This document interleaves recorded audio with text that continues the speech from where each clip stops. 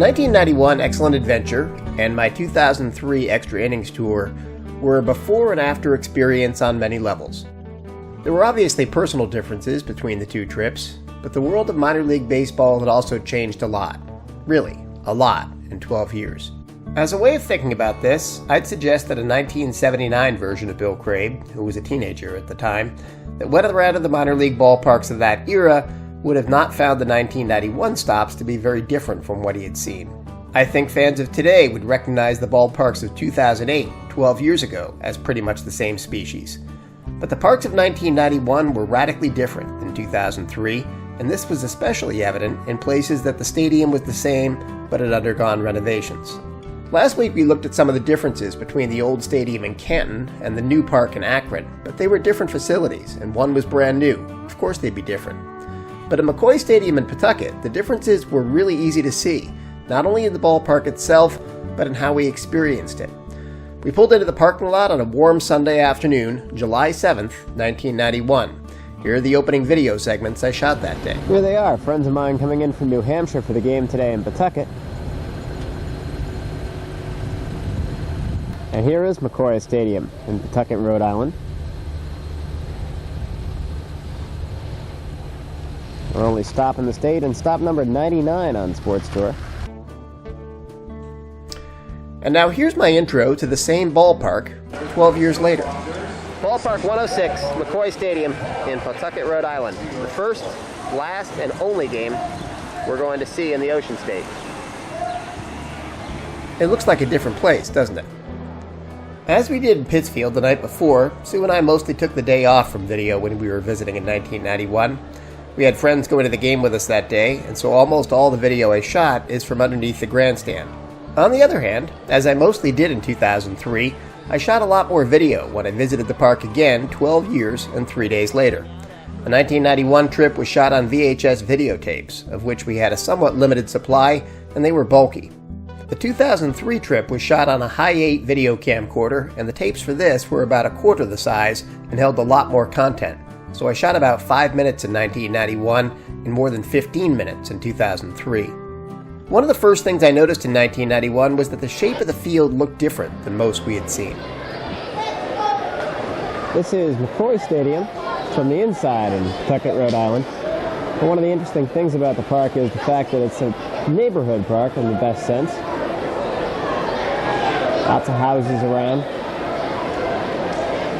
on both sides.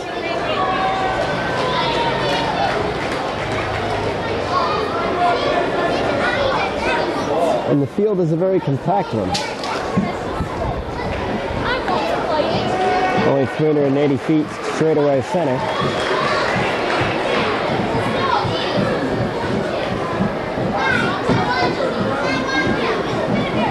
Down behind home plate, not much room at all as compared to some parks.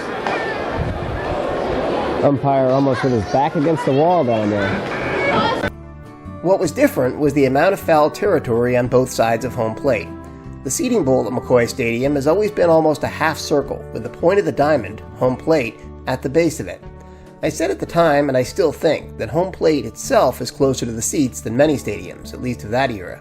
But the difference I was feeling, which also existed in 2003, is that while most stadiums would have had their seats stretched parallel to the foul lines in the shape of a V, McCoy's are in the shape of a U, which made the view from the grandstand seem quite different than it was from most of the other ballparks, and provides a lot of foul territory, not only in front of the dugouts, but around the on-deck circles too.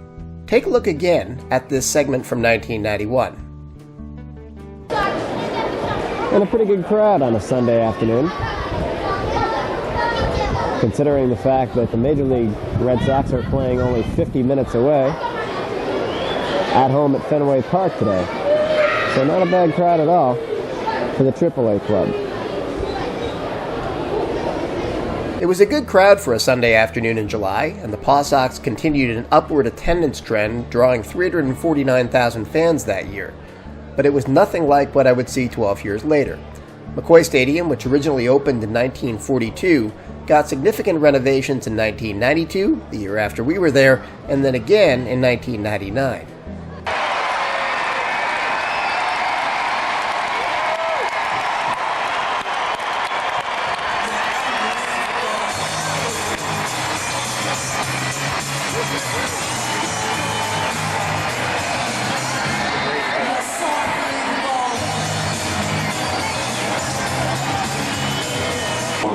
Boston pen right now. Mendoza trying to work his way through the fifth inning.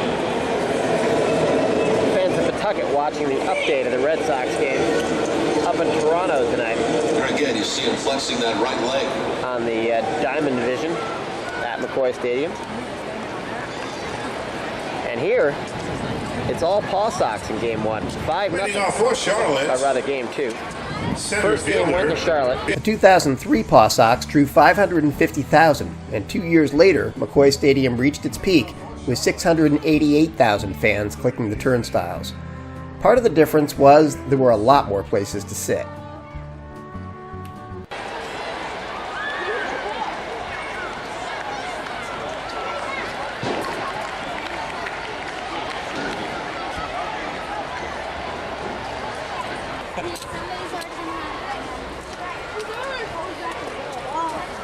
As was also common in 2003, but extremely uncommon in 1991, you could walk around the whole ballpark, and I did. I got shots from everywhere and found a nod to Pawtucket's long history with the Red Sox, which began as a AA affiliate in 1970 and then moved up to AAA in 1973.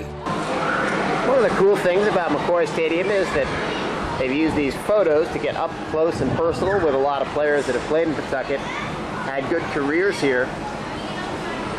But in the case of many of them, they've never had a real long stretch in the major leagues. Andy Sheets, Bob Zupsik, Danny Schaefer have all spent some time with the Boston Red Sox, but perhaps had better careers here at McCoy Stadium. And that's kind of neat to see some of the minor league players celebrated for just their minor league career. But as different as things were in 2003 from 1991, they might be even more different in 2021. The Pawtucket Red Sox are scheduled to move to Worcester, Mass., about 40 miles away in time for the 2021 season. Construction on Polar Park, as the new stadium will be called, is underway, and the Woo Sox are expecting to play there next season, though the status of the 2021 season is itself uncertain. And so in Pawtucket, a strange season of limbo becomes even stranger. This was to be a 50th anniversary celebration and send-off wrapped into one at McCoy Stadium this year, but with the 2020 season canceled, no one knows if and when McCoy might see baseball again. The Red Sox have talked about using the park for some of their workouts in preparation to play later this month, but nothing has been made official. The team also hopes to continue an innovative and popular restaurant concept at the stadium.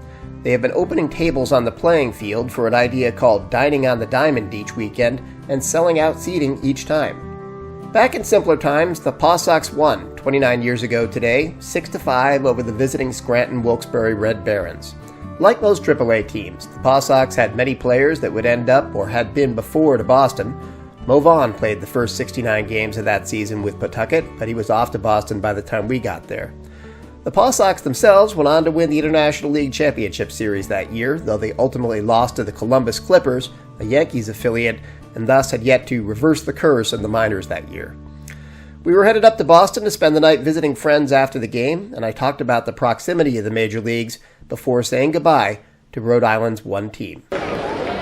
Just over the border between Rhode Island and Massachusetts is Pawtucket. In fact, Boston is only about 45 miles away. A pretty nice stadium.